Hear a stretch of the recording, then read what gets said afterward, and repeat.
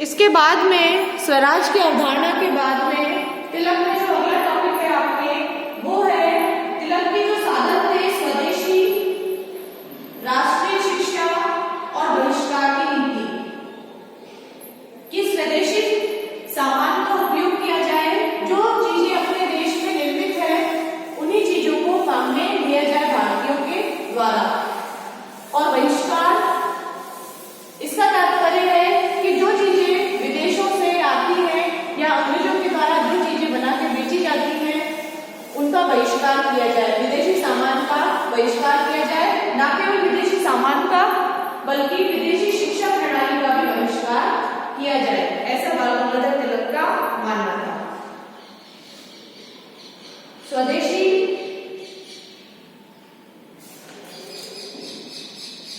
सबसे पहले हम पढ़ेंगे स्वदेशी।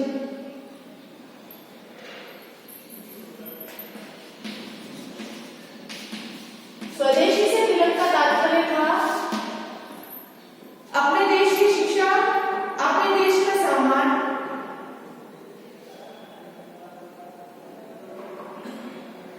अपने देश में निर्मित चीजें ही भारतीयों के द्वारा यूज में ली जाए, प्रयोग में ली जाए।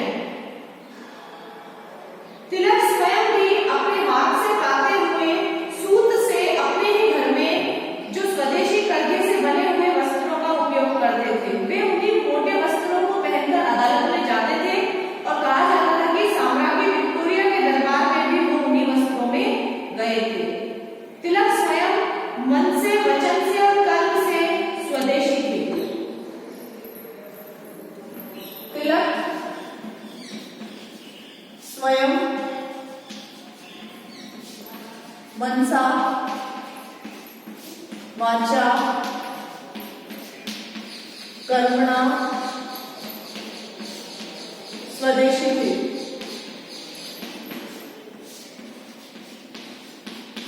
मन से, वचन से और कर्म से स्वदेशी थे।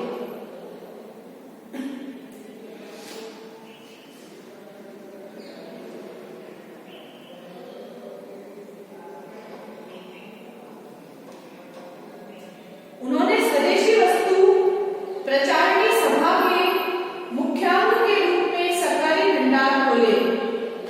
उन्होंने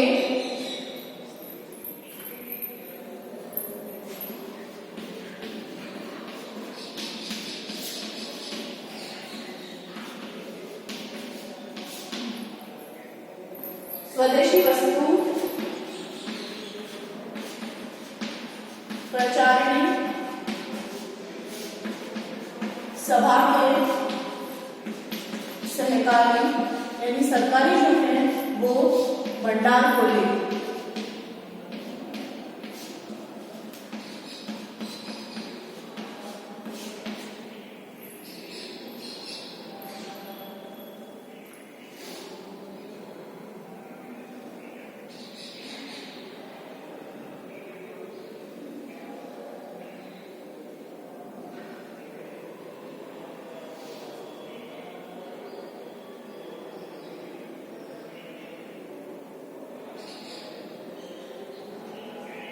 उनका विचार था कि शासन की नीति इस देश के उद्योगों को संरक्षण देने की होनी चाहिए, लेकिन शासन ने स्वतंत्र व्यापार नीति अपनाकर इस देश के उद्योगों को संरक्षण देने के बजाय उन्हें कठिन प्रतियोगिता की स्थिति में डालकर पतन की ओर धकेल दिया है।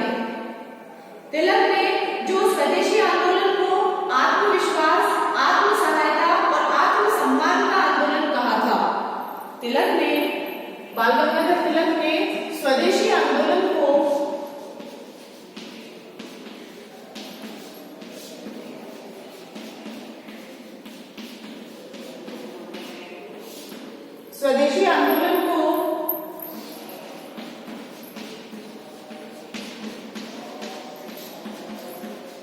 आत्मसम्मान, आत्मनिर्भरता, आत्मविश्वास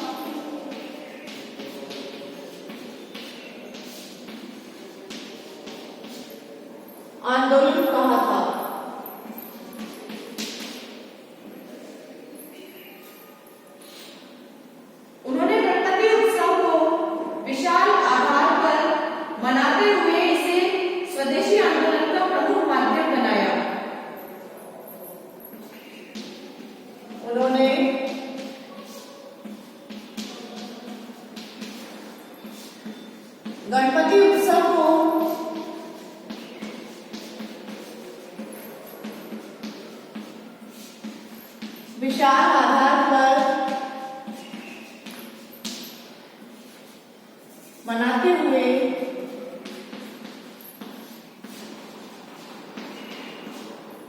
विशाल आधार पर मनाते हुए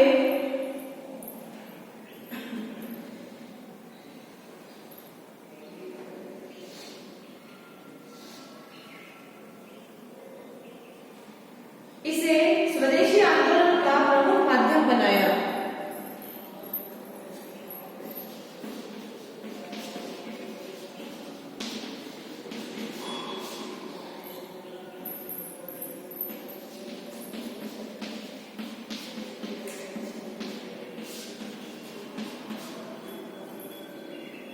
स्वदेशी आंदोलन का प्रमुख माध्यम बनाया।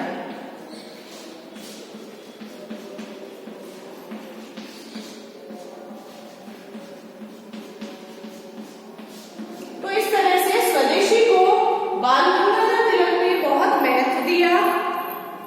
इसे न केवल आत्मसम्मान का बल्कि आत्म सहायता और आत्मविश्वास का प्रतीक भी उन्होंने माना।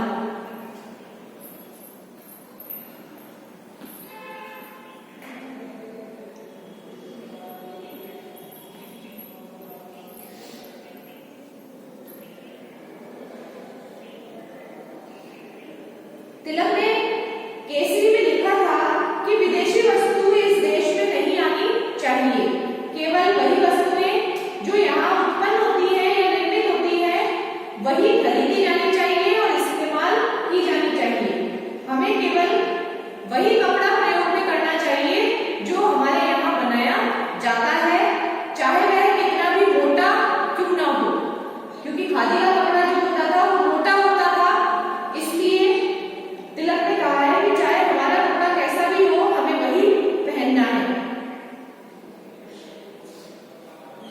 उनका विचार था कि शासन की नीति इस देश के उद्योगों को संरक्षण देने की होनी चाहिए। तिलक का विचार था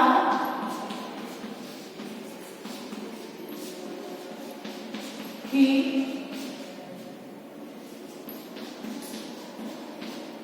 शासन की नीति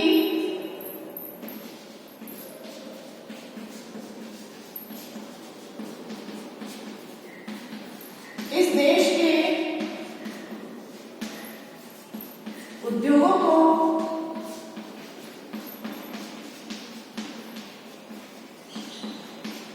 संरक्षण देने की होनी चाहिए, जबकि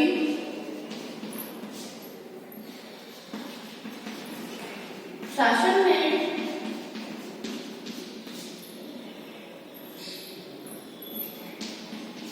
स्वतंत्र व्यापार नीति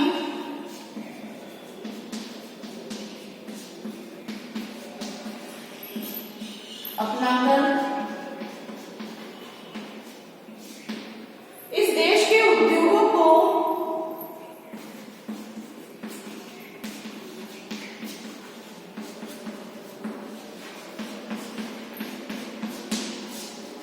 अनावश्यक ही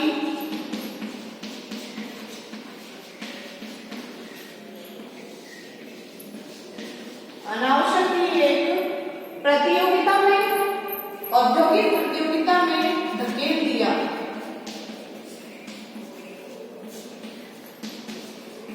प्रतियोगिता में डालकर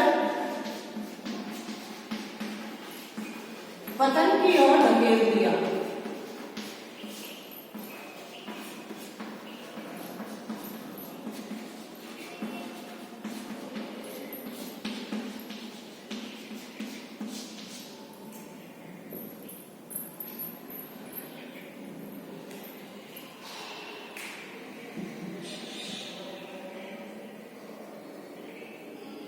यदि हम हर स्थिति में स्वदेशी माल को प्रयोग करने और विदेशी माल के बहिष्कार की नीति अपना लेते हैं तो देश के उद्योगों को संरक्षण की स्थिति प्राप्त हो जाएगी और उनका विकास संभव हो जाएगा।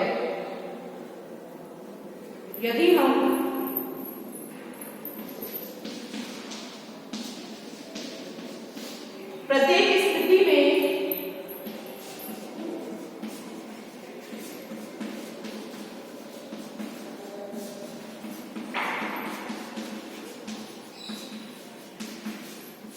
स्वदेशी के प्रयोग व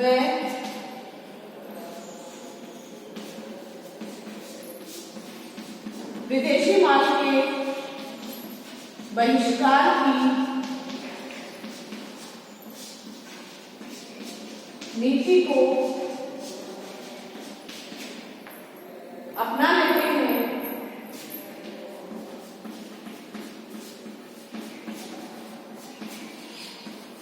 तो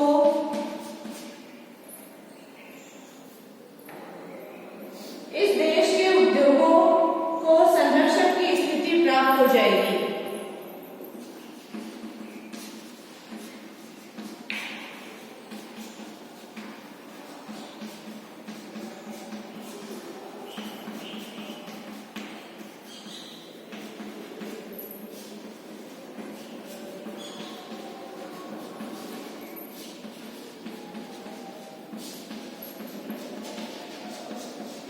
संरक्षण की स्थिति प्राप्त हो जाएगी और तभी विकास संभव होगा।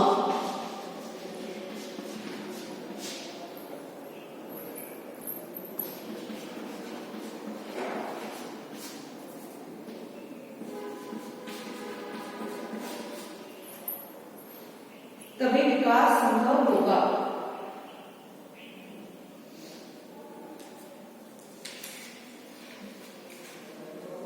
तिलक ने जो स्वदेशी और बहिष्कार को आर्थिक विकास के साधन के रूप में ही नहीं बताया, बल्कि इसको एक राजनीतिक आंदोलन के रूप में भी उन्होंने बताया है, जिससे देश प्रेम की भावना उत्पन्न होगी लोगों के मन में कि अपने देश से प्रेम करो, अपने देश की उत्पन्न वस्तुओं को काम में लो। तिलक के लिए स्वराज एक विचार नहीं था, उसी प्रकार से स्वदेशी में तिलक के लिए एक आंदोलन था और धीरे धीरे विदेशी विचारों को भी भारतीय जनमानस से लुप्त कर दिया जाएगा, उसे हटा दिया जाएगा। तिलक भारतीयों को मन और मस्तिष्क से भी स्वदेशी बनाना चाहते थे।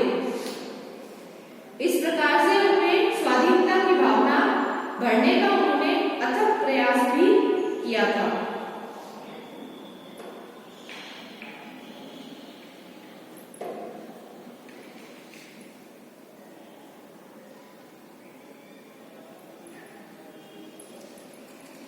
इसके बाद तिलक ने बताया था बहिष्कार।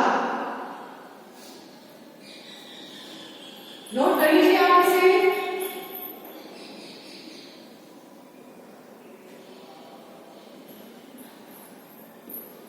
स्वदेशी के साथ ही तिलक ने बहिष्कार की नीति भी बताई और बहिष्कार का तात्पर्य था निष्क्रिय प्रतिरोध।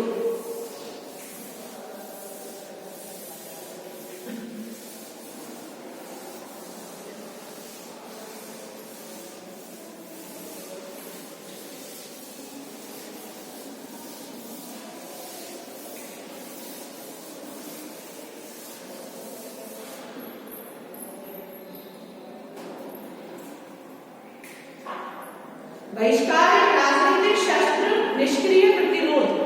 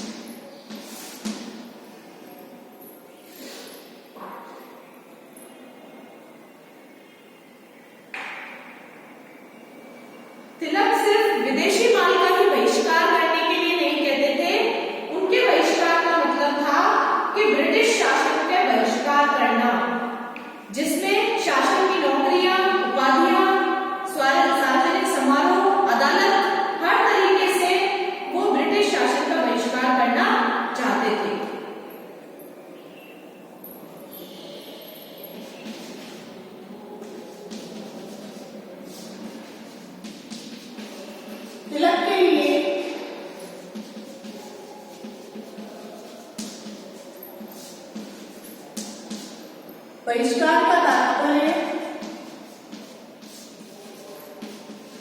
केवल विदेशी सामान का बहिष्कार नहीं था, विदेशी माल का बहिष्कार नहीं था,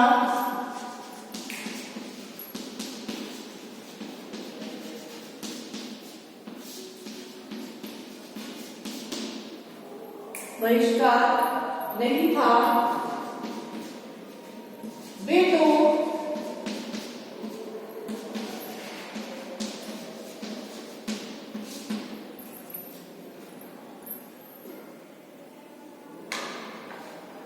ब्रिटिश शासन के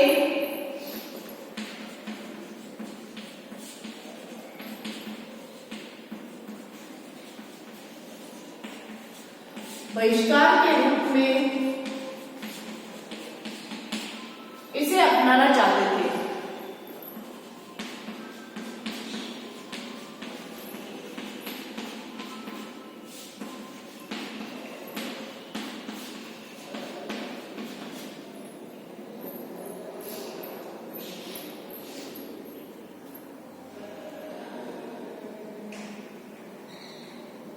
जिसमें शासन की नौकरियां, उपाधियां,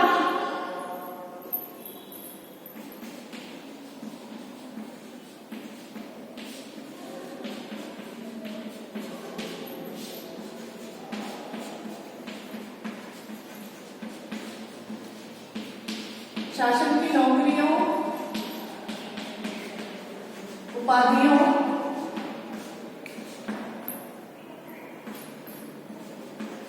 सार्वजनिक समारोह,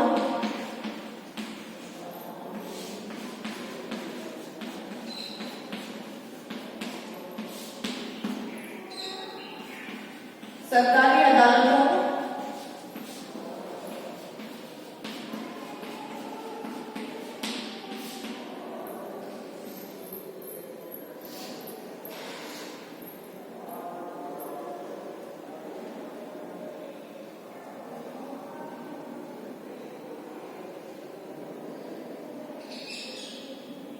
का बहिष्कार तथा लगान और अन्य कर अदा न करने की बात सम्मिलित थी।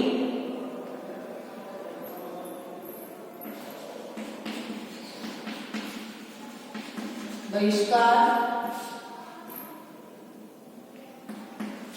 लगान तथा अन्य कर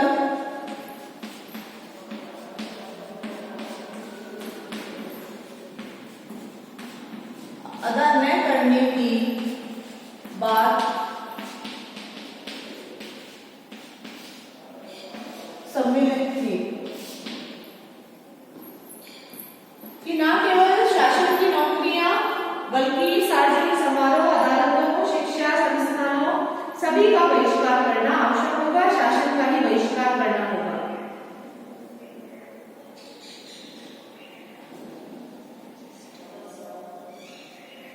जिसे निष्क्रिय प्रतिरोध का नाम देना उचित होगा। ये जो सारा है बहिष्कार, इसको नाम देंगे निष्क्रिय प्रतिरोध का। इसे निष्क्रिय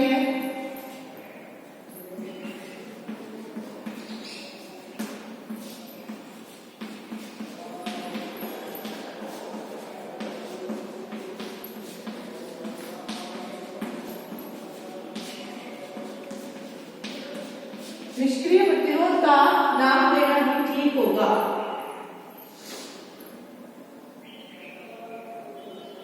यह तो ब्रिटिश शासन के विरुद्ध असहयोग आंदोलन की रूपरेखा थी। लगभग वैसा ही आंदोलन महात्मा गांधी ने 1920-21 के वर्षों में ब्रिटिश सरकार के विरुद्ध चलाया था। बहिष्कार के आंदोलन की जो व्याख्या करते हुए पूना के एक भाषण में तिलक ने कहा भी था, तिलक ने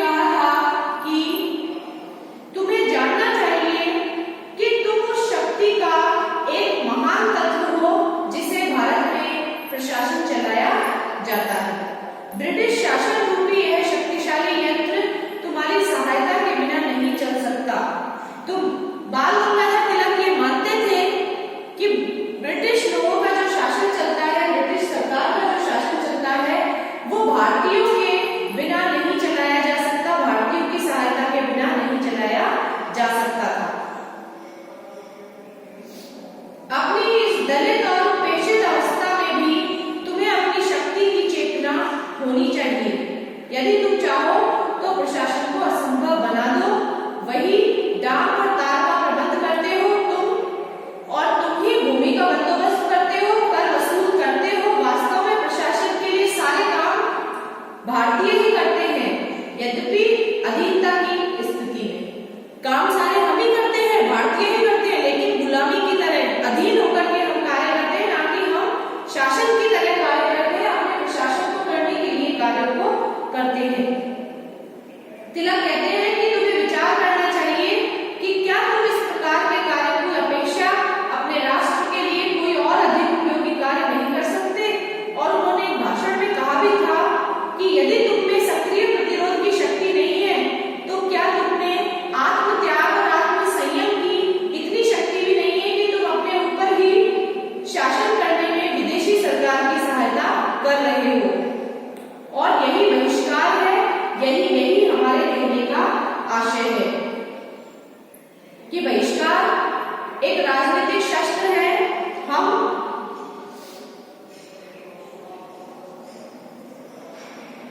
हम कर वसूल करने और शांति स्थापित करने में सहायता नहीं करेंगे।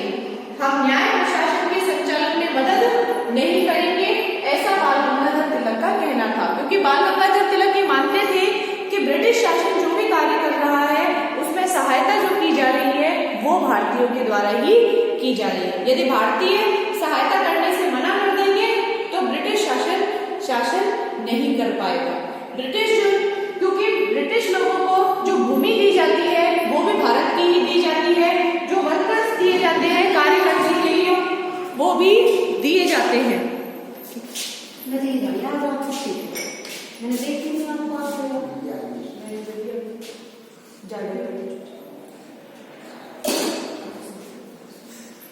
नहीं आपको,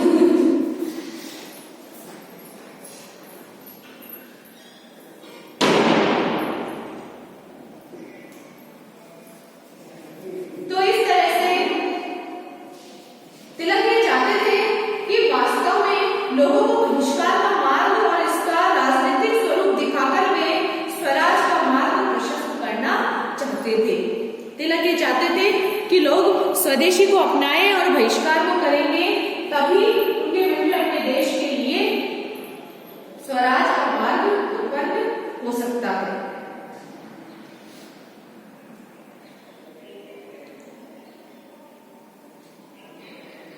बहिष्कार से उनका उद्देश्य था कि ब्रिटिश सरकार के आर्थिक हितों पर भारी दबाव डालकर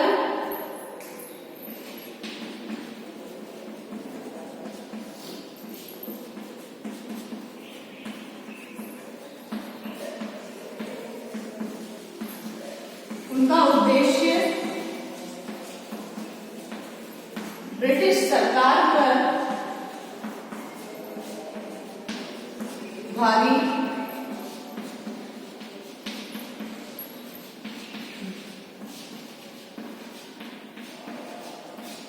आर्थिक दबाव डालकर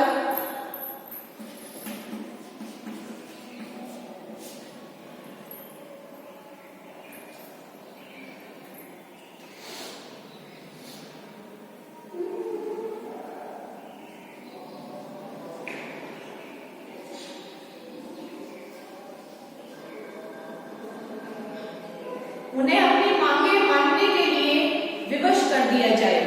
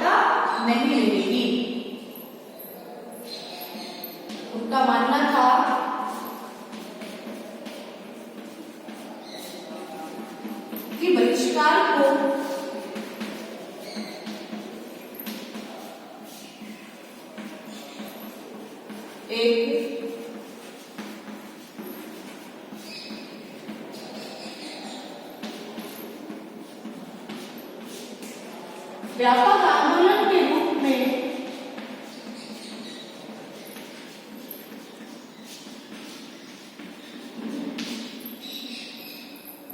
अपना लिया जाए तो व्यापक आंदोलन के रूप में अपना लिया जाए तो ब्रिटिश सत्ता से भारत की मुक्ति के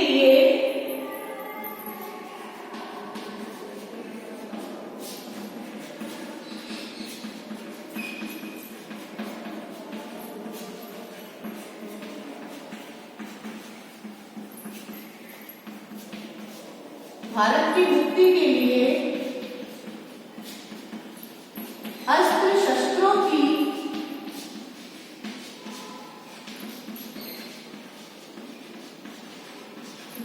आवश्यकता नहीं पड़ेगी।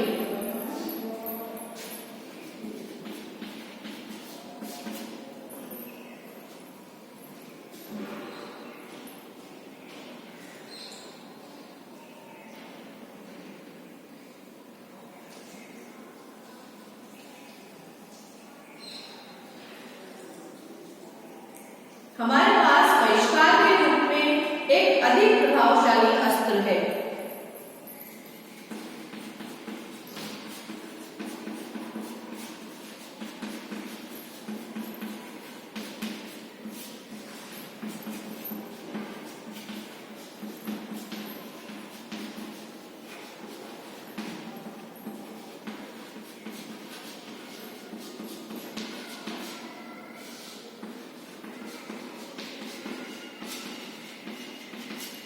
एक बहुत ही प्रभावशाली अस्त्र के रूप में बहिष्कार हमारे पास है, ऐसा बाल गंगाधर तिलक का मानना था।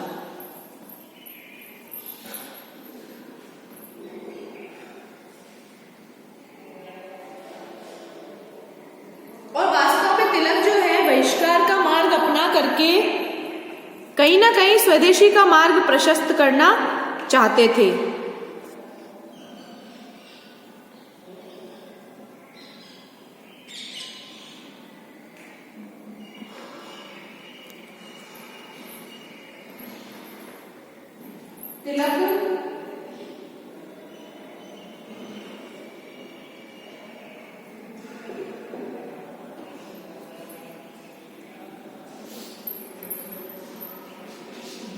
तिलक लोगों को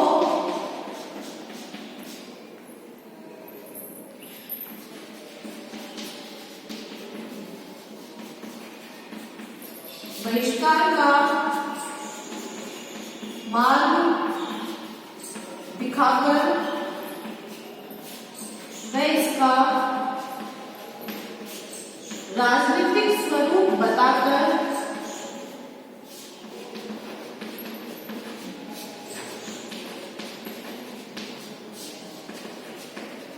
स्वदेशी का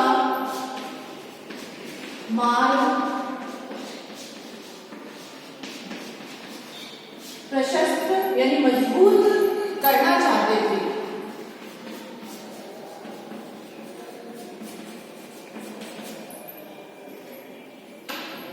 तो इस तरह से बाल गंगाधर तिलक जो है वो कहीं ना कहीं स्वराज को अपनाकर स्वदेशी का मार्ग भी मजबूत करना चाहते थे।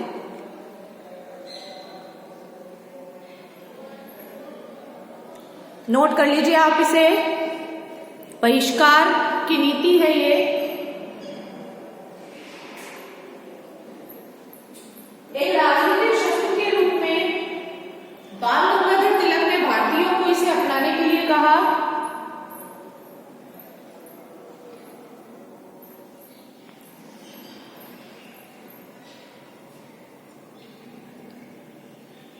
जिसे निष्क्रिय प्रतिरोध भी कहा जा सकता है।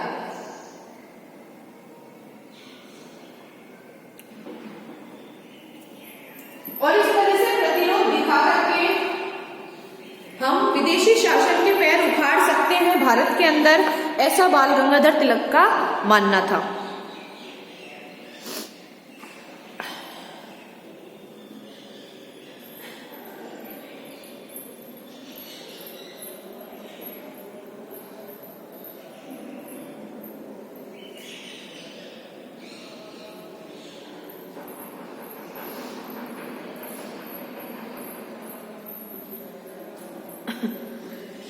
बहिष्कार और स्वदेशी के ऊपर आपके क्वेश्चन आता है। बाल गंगाधर तिलक में से आपके हर साल बड़ा क्वेश्चन आता है। शॉर्ट क्वेश्चन तो इसमें से आते ही हैं, साथ में बड़ा क्वेश्चन भी आपके इसमें बनता है। स्वराज का एक क्वेश्चन बनता है आपके इसमें, एक क्वेश्चन आपके इसमें स्वदेशी और बहिष्कार का बनता है, राष्ट्रीय शिक्षा का बनता है। तो बाल गंगाधर तिलक जो है बहुत ही इंपॉर्टेंट टॉपिक है आपके सेकेंड यूनिट का।